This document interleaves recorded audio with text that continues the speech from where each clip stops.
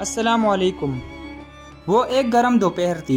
School سے واپس آ کر وہ ابھی فارغ ہی ہوئی تھی کہ بھابھی نے آواز لگا دی کہ ذرا گھر کی صفائی دیکھو، کچھ مہمان آئیں گے شام تک۔ جیسے تیسے بڑبڑاتے ہوئے اس نے جھاڑو اٹھائی اور ایک نظر صحن پر ڈالی۔ اف اللہ، آج ہی آنا تھا، کسی کو کیا پہلے سے نہیں بتا سکتے تھے؟ عائشہ گھر میں دوسرے نمبر پر تھی اور بڑی بہن ہنا کے لیے رشتے دیکھے جا رہے تھے۔ ہنا ایک معمولی شکل و صورت کی لڑکی تھی جبکہ عائشہ خوبصورت لڑکی تھی۔ لوگ 4 بہن بھائی تھے، بھائی دونوں بڑے تھے، اس لیے اماں نے پہلے ہی ایک بھائی کی شادی کر دی تھی اور دوسرے کی ہنا کے بعد کرنے کا ارادہ تھا۔ اس بیچاری کی کم شکل و صورت کی وجہ سے اب تو وہ چڑچڑی ہوتی جا رہی تھی۔ جب کوئی رشتہ آتا ماں بیچارے بولنے لگتی اور عائشہ ہی کی شامت آتی، کام بھی اسے ہی کرنا پڑتا اور بار بار اماں اسے تلقین کرتی کہ سامنے نہیں آنا۔ آج بھی وہ غصے میں سرخ ہو رہی تھی، مگر بہن کی محبت بھی تھی۔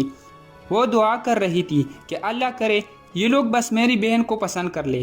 اللہ اللہ کر کے شام کو مہمان آئے اور وہ گھر سے چھپ کر چھت پر بنے کمرے میں جا چھپی اور سو گئی۔ مغرب کے وقت اماں کی آواز سے آنکھ کھلی تو اماں کا چہرہ سب بتا گیا۔ اسی طرح بہت سارے دن بیت گئے اور آج اس کے فرسٹ ایئر کا پہلا پیپر تھا اور بھابھی کی طبیعت بھی خراب تھی۔ بھائی بھابھی کو چھٹی کر کے ڈاکٹر کے پاس لے جا رہے تھے، اسے بھی سینٹر لیتے گئے اور واپسی پر لینے کا کہتے گئے۔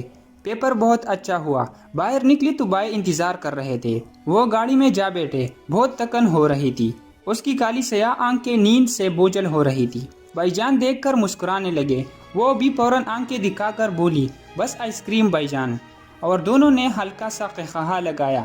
بھائی نے گاڑی موڑی اور تھوڑا آگے آئس کریم کی دکان پر روک کر آئس کریم لینے چلے گئے، پھر جلدی ہی لوٹ آئے، مگر ان کے ساتھ کوئی اور بھی تھا جو بہت بے تکلف سے گاڑی میں آ بیٹھا۔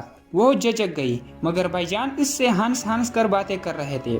اس کی طرف آئس کریم بڑھا کر بولے، ارے عائشہ، یہ علی ہے، تم کو تو یاد بھی نہیں ہوگا، پہلے ہم پڑوسی تھے جب تم چھوٹی تھی اور علی بھی چھوٹا ہی تھا۔